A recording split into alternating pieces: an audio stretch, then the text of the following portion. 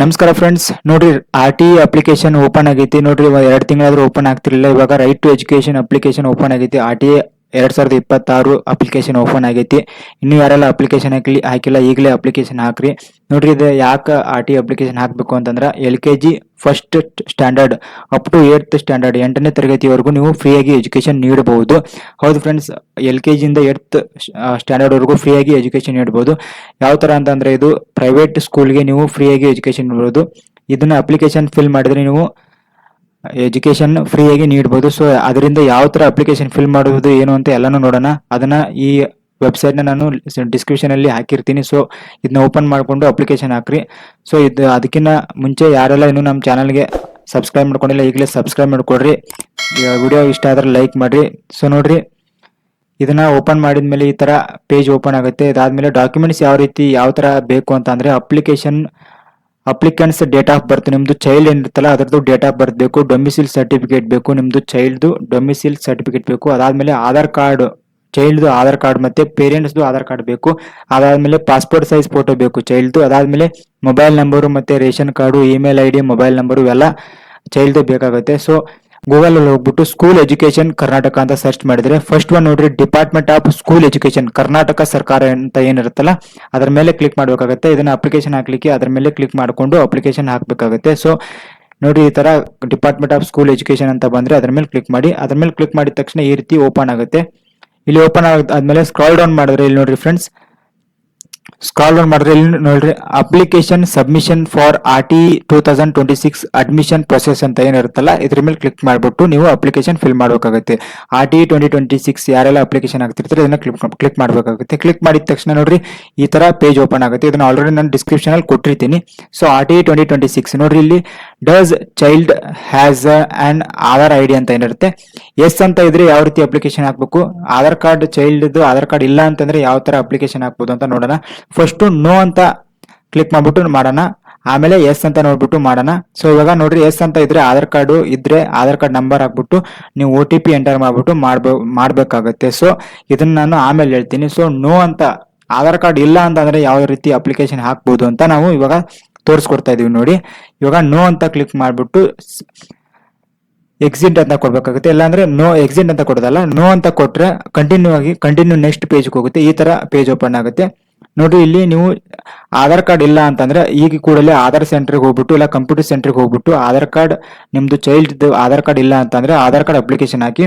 Aadhaar card application ಹಾಕಿದ್ಮೇಲೆ ಅವರು enter child enrolment number ಅಂತ ಏನಿರುತ್ತಲ್ಲ, ಸೊ ಅದನ್ನ ಅವರು ಆಧಾರ್ ಕಾರ್ಡ್ ಸೆಂಟರ್ ಅವರು ಆಧಾರ್ ಕಾರ್ಡ್ ಅಪ್ಲಿಕೇಶನ್ ಹಾಕಿದ್ಮೇಲೆ ಅವರು ಎನ್ರೋಲ್ಮೆಂಟ್ ನಂಬರ್ ಅಂತ ಏನ್ ಕೊಡ್ತಾರಲ್ಲ, ಸೊ ಅದನ್ನ ಇಲ್ಲಿ ಎಂಟರ್ ಮಾಡ್ಬೇಕಾಗುತ್ತೆ. ಎಂಟರ್ ಮಾಡಿಬಿಟ್ಟು ನೀವು ಅಪ್ಲಿಕೇಶನ್ ಫಿಲ್ ಮಾಡ್ಬೇಕಾಗುತ್ತೆ. So Aadhaar card child Aadhaar card ಇನ್ನೂ ಮಾಡಿಸಿಲ್ಲ ಅಂತಂದ್ರೆ ಈ ಕೂಡಲೇ ಹೋಗ್ಬಿಟ್ಟು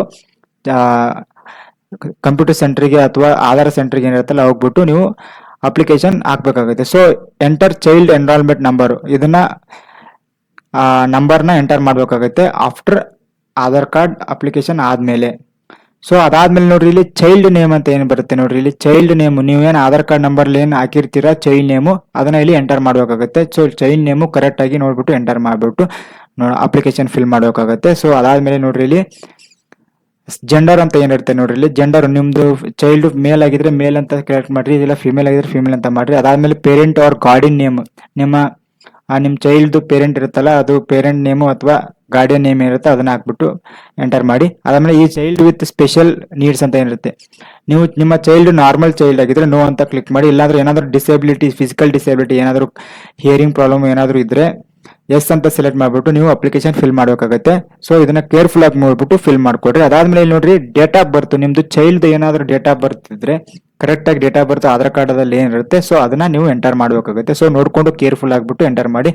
ಇದಿಷ್ಟು ಅದಾದ್ಮೇಲೆ ಇಲ್ಲಿ ನೋಡ್ರಿ, address in Aadhaar enrolment acknowledgement ಅಂತ ಏನಿರುತ್ತಲ್ಲ, ನೀವು ಆಲ್ರೆಡಿ ಏನ್ ಆಧಾರ್ ಕಾರ್ಡ್ ಅಲ್ಲಿ ಅಪ್ಲಿಕೇಶನ್ ಫಿಲ್ ಮಾಡಿರ್ತೀರಾ ಸೊ ಅದನ್ನ ಇಲ್ಲಿ ನೀಟಾಗಿ ಅಪ್ಲಿಕೇಶನ್ ಫಿಲ್ ಮಾಡ್ಬೇಕಾಗುತ್ತೆ. ಸೊ ನೋಡ್ಕೊಂಡು ಕೇರ್ಫುಲ್ ಆಗಿ ಫಿಲ್ ಮಾಡಿ. ಇಲ್ಲಿ ಸ್ಟ್ರೀಟ್ ಆಗಿರ್ಬೋದು, ಹೌಸ್ ನಂಬರ್ ಆಗಿರ್ಬೋದು, ಏರಿಯಾ ಲೊಕ್ಯಾಲಿಟಿ ಆಗಿರ್ಬೋದು, ಮತ್ತೆ ವಿಲೇಜ್, ಟೌನ್, ಸಿಟಿ ಆಗಿರ್ಬೋದು, ಮತ್ತೆ ಪಿನ್ ಕೋಡ್ ಯಾವ್ದು ನಿಮ್ದು ಊರಾಗಿರುತ್ತೆ ಅದರದ್ದು ಪಿನ್ ಕೋಡ್ ಹಾಕೋದಾಗಿರ್ಬೋದು, ಮತ್ತೆ ಇಲ್ಲಿ ರಿಸೈಡಿಂಗ್ ವಿಲೇಜ್ ಅಂತ ಏನಿರುತ್ತಲ್ಲ ಅದನ್ನ ಹಾಕೋದಾಗಿರ್ಬೋದು, ಮತ್ತೆ ಲೊಕ್ಯಾಲಿಟಿ ಏನಿರುತ್ತೆ ಅದನ್ನ ಹಾಕೋದಾಗಿರ್ಬೋದು, ಎಲ್ಲ ನೋಡ್ಕೊಂಡ್ಬಿಟ್ಟು ಕ್ಲೀನ್ ಆಗಿ ಹಾಕ್ಬಿಟ್ಟು ಎಂಟರ್ ಮಾಡ್ಬೇಕಾಗುತ್ತೆ. ಸೊ ಒನ್ ಬೈ ಒನ್ ನೋಡಿ ನಾನು ತೋರಿಸ್ತಾ ಇದ್ದೀನಿ. ಇಲ್ಲಿ ಏರಿಯಾ ಆಗಿರ್ಬೋದು, ನೋಡಿಕೊಂಡು ಕ್ಲೀನಾಗಿ ಏರಿಯಾ ಯಾವ್ದು ನಿಮ್ದು ಬರುತ್ತೆ, ಅದಾದಮೇಲೆ ವಿಲೇಜು ನಿಮ್ಮದು ಯಾವ್ದು ವಿಲೇಜ್ ಬರುತ್ತೆ, ವಿಲೇಜ್ ನೇಮ್ ಏನಿರುತ್ತೆ ಅದನ್ನು ಮಾಡಿ, ಅದರದ್ದು ಪಿನ್ ಕೋಡ್ ಏನಿರುತ್ತೆ ಸೊ ಅದನ್ನು ಎಂಟರ್ ಮಾಡಬೇಕಾಗುತ್ತೆ.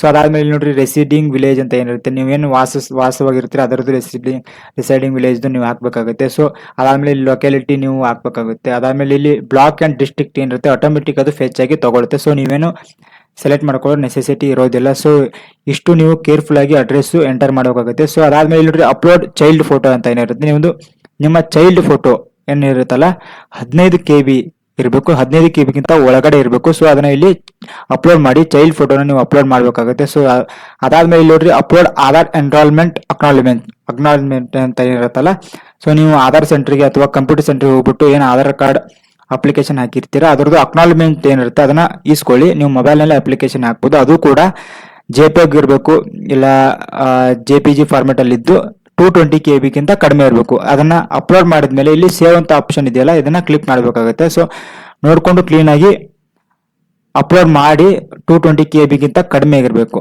ಸೊ ಇದು ಇಷ್ಟು ಕೇರ್ಫುಲ್ ಆಗಿ ಅಪ್ಲೋಡ್ ಮಾಡಿ, ಇಲ್ಲಾಂದ್ರೆ ಪ್ರಾಬ್ಲಮ್ ಆಗೋ ಚಾನ್ಸಸ್ ಇರುತ್ತೆ. ಇವೆರಡು ಡಾಕ್ಯುಮೆಂಟ್ಸ್ ಕ್ಲೀನ್ ಆಗಿ ಅಪ್ಲೋಡ್ ಮಾಡಬೇಕಾಗುತ್ತೆ. ಇದಾದ್ಮೇಲೆ ನೋಡ್ರಿ ಇಲ್ಲಿ ಸೇವ್ ಅಂತ ಕೊಡಿ. ಸೇವ್ ಅಂತ ಕೊಟ್ರೆ ನಿಮ್ದು ಅಪ್ಲಿಕೇಶನ್ ಕಂಪ್ಲೀಟ್ ಆಗುತ್ತೆ. ಸೊ ಇಷ್ಟು ಆಧಾರ್ ಕಾರ್ಡ್ ಇಲ್ಲದೆ ಇರೋದು. ಇವಾಗ ಆಧಾರ್ ಕಾರ್ಡ್ ಇದ್ರೆ ಯಾವ ರೀತಿ ಅಂತ ಎಸ್ ಅಂತ ಕೊಟ್ರೆ ಆಧಾರ್ ಸಂಖ್ಯೆ ಅಂತ ಏನಿದೆಯಲ್ಲ ಇಲ್ಲಿ, ಆಧಾರ್ ನಂಬರ್ ಅಂತ ಏನಿದೆಯಲ್ಲ ಇಲ್ಲಿ, ಆಧಾರ್ ನಂಬರ್ ನಿಮ್ದು ಚೈಲ್ಡ್ ಆಧಾರ್ ನಂಬರ್ ಎಂಟರ್ ಮಾಡಬೇಕಾಗುತ್ತೆ. ಸೊ ಇಲ್ಲಿ ಚೈಲ್ಡ್ ಆಧಾರ್ ನಂಬರ್ ಎಂಟರ್ ಮಾಡಿಬಿಟ್ಟು ಇಲ್ಲಿ ನನ್ನ ಆಧಾರ್ ಮಾಹಿತಿ ಅಂತ ಇರುತ್ತಲ್ಲ ಇದನ್ನ ಸೆಲೆಕ್ಟ್ ಮಾಡ್ಕೊಂಡು OTP ಮೇಲೆ ಕ್ಲಿಕ್ ಮಾಡಿದ್ರೆ ಕೆಳಗಡೆ OTP ಪಡೆಯಿರಿ ಅಂತ ಏನಿರುತ್ತಲ್ಲ, ಗೆಟ್ OTP ಅಂತ ಇರುತ್ತಲ್ಲ, ಸೊ ಅದನ್ನ ಗೆಟ್ OTP ಅಂತ ಕ್ಲಿಕ್ ಮಾಡಿದ್ರೆ OTP ಬರುತ್ತೆ ನಿಮ್ಮ ಮೊಬೈಲ್ ನಂಬರ್ಗೆ. ಅದಾದ್ಮೇಲೆ ಈ ತರ ಪೇಜ್ ಓಪನ್ ಆಗುತ್ತೆ. Child details in Aadhaar ID, ನೀವೇನು OTP ಹಾಕಿದ ನಂತರ ಎಂಟರ್ ಮಾಡ್ತಿರಲ್ಲ ಈ ಚೈಲ್ಡ್ ಡೀಟೇಲ್ಸ್ ಈ ತರ ಓಪನ್ ಆಗುತ್ತೆ. ನಿಮ್ ಚೈಲ್ಡ್ ಎಲ್ಲ ಏನಿರುತ್ತಲ್ಲ ಆಧಾರ್ ಅಕ್ನಾಲಜ್ಮೆಂಟ್ ಅಲ್ಲಿ ಏನಿರುತ್ತಲ್ಲ ಅದೆಲ್ಲ ಇಲ್ಲಿ ಕ್ಲೀನ್ ಆಗಿ ಓಪನ್ ಆಗುತ್ತೆ. ಇಲ್ಲಿ ನೇಮ್ ಆಗಿರ್ಬೋದು, date of birth, gender, phone number ಆಗಿರ್ಬೋದು, ಡಿಸ್ಟ್ರಿಕ್ಟ್ ಆಗಿರ್ಬೋದು, ಮತ್ತೆ ಕೇರ್ ಆಫ್ ಏನಿರುತ್ತೆ ಅದಾಗಿರ್ಬೋದು, house number, street, landmark ಎಲ್ಲಾನು ಓಪನ್ ಆಗುತ್ತೆ. ಪಿನ್ ಕೋಡ್ ಎಲ್ಲಾನು ಓಪನ್ ಆಗುತ್ತೆ. ಅದಾದ್ಮೇಲೆ ನೆಕ್ಸ್ಟ್ ಅಂತ ಕೊಟ್ರೆ ಈ ತರ ಪಿನ್ ಕೋಡ್ ಮತ್ತೆ ರಿಸೈಡಿಂಗ್ ವಿಲೇಜ್ ಅಂತ ಕೇಳುತ್ತೆ, ಇದನ್ನ ಸೆಲೆಕ್ಟ್ ಮಾಡ್ಕೊಳ್ಳಿ ನೀಟಾಗಿ. ಅದಾದ್ಮೇಲೆ ಇಲ್ಲಿ ನೋಡ್ರಿ ಲೊಕ್ಯಾಲಿಟಿ ಏನಿರುತ್ತಲ್ಲ ಅದನ್ನು ಕೂಡ ನೀಟಾಗಿ ಸೆಲೆಕ್ಟ್ ಮಾಡ್ಕೊಡ್ರಿ. ಕ್ಲೀನಾಗಿ ಸೆಲೆಕ್ಟ್ ಮಾಡ್ಕೊಡ್ರಿ. ಅಪ್ಲಿಕೇಶನ್ ಹಾಕೋ ಟೈಮಲ್ಲಿ ಯಾರು ಮಿಸ್ ಮಾಡ್ಕೊಳಕ್ ಹೋಗ್ಬೇಡಿ. ಅದಾದ್ಮೇಲೆ ನೋಡ್ರಿ ಬ್ಲಾಕ್ ಡಿಸ್ಟ್ರಿಕ್ಟ್ ಕೇಳುತ್ತೆ, ಎಜುಕೇಶನ್ ಡಿಸ್ಟ್ರಿಕ್ಟ್ ಕೇಳುತ್ತೆ, ಅದನ್ನು ಅದು ಆಟೋಮೆಟಿಕ್ ಫೆಚ್ ಆಗಿರುತ್ತೆ. ಸೊ ನೀವೇನು ಅಪ್ಲಿಕೇಶನ್ ಅಲ್ಲಿ ಸೆಲೆಕ್ಟ್ ಮಾಡ್ಕೋ ನೆಸೆಸಿಟಿ ಇರಲ್ಲ. ಅದಾದ್ಮೇಲೆ ಇಲ್ಲಿ ನೋಡ್ರಿ ಈ ಚೈಲ್ಡ್ ವಿತ್ ಸ್ಪೆಷಲ್ ನೀಡ್ಸ್ ಅಂತ ಇರುತ್ತಲ್ಲ, ಇಲ್ಲಿ ನಾರ್ಮಲ್ ಆಗಿದ್ರೆ ನೋ ಅಂತ ಹಾಕಿ, ಆಗ್ಲೇ ಹೇಳ್ದಂಗೆ ಎಸ್ ಆಗಿದ್ರೆ ಎಸ್, ಡಿಸೆಬಿಲಿಟಿ ಅಂತ ಇದ್ರೆ ಎಸ್ ಅಂತ ಕೊಡಿ. ಇಲ್ಲಿ ವ್ಯಾಲಿಡೇಟ್ ಅಂಡ್ ಪ್ರೊಸೀಡ್ ಅಂತ ಇರುತ್ತೆ, ಇದು ವ್ಯಾಲಿಡೇಟ್ ಅಂಡ್ ಪ್ರೊಸೀಡ್ ಅಂತ ಕೊಟ್ರೆ ನಿಮ್ದು ಅಪ್ಲಿಕೇಶನ್ RT ಏನ್ ರೈಟ್ ಟು ಎಜುಕೇಶನ್ ಅಂತ ಏನಿರುತ್ತಲ್ಲ ಅದು ಕಂಪ್ಲೀಟ್ ಆಗಿ ಪ್ರೊಸೆಸ್ ಮುಗಿಯುತ್ತೆ. ಸೊ ನೀವು ಮೊಬೈಲ್ನಲ್ಲೇ ಕೂಡ ನೀವು ಇದನ್ನ ಅಪ್ಲಿಕೇಶನ್ ಫಿಲ್ ಮಾಡ್ಬೋದು. ನಾನು ಹೇಳಿದ್ದನ್ನು ಸ್ಟೆಪ್ಸ್ನ ಫಾಲೋ ಮಾಡಿದರೆ ನೀವು ನೀಟಾಗಿ ಮೊಬೈಲ್ನಲ್ಲೇ ಅಪ್ಲಿಕೇಶನ್ ಫಿಲ್ ಮಾಡ್ಬೋದು. ಸೊ ಇದಿಷ್ಟು ಇವತ್ತಿನ ವಿಡಿಯೋದಲ್ಲಿ ನಾವು ರೈಟ್ ಟು ಎಜುಕೇಶನ್ ಅಪ್ಲಿಕೇಶನ್ ಯಾವ ರೀತಿ ಫಿಲ್ ಮಾಡಿದೀವಿ ಅನ್ನೋದನ್ನ ಸಂಪೂರ್ಣವಾಗಿ ಹೇಳಿದೀವಿ. ಸೊ ವಿಡಿಯೋ ಇಷ್ಟ ಆದರೆ ಲೈಕ್ ಮಾಡಿ,